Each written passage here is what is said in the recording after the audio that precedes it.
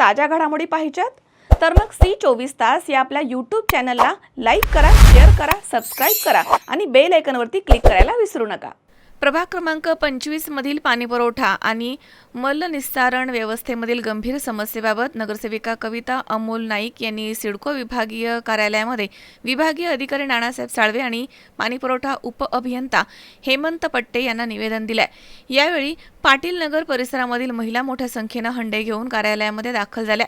नियमित आणि पुरेसा पाणीपुरवठा होत नसल्यामुळे महिलांनी तीव्र नाराजी व्यक्त केली।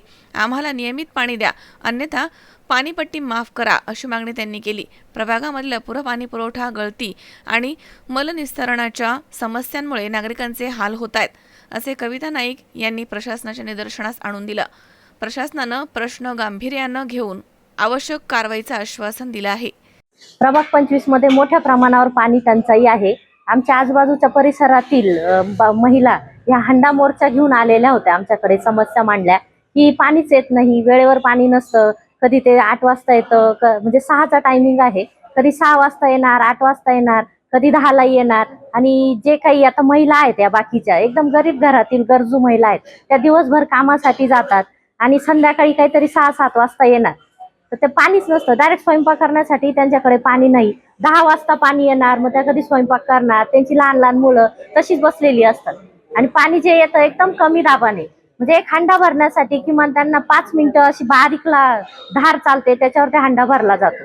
त्याच्यामुळे त्या खूप मोठ्या प्रमाणावर त्रस्त आहेत आणि आम्ही असा हंडा मोर्चा घेऊन महापालिकेत आलो व तिथे सगळं काही हे मांडलेलं आहे।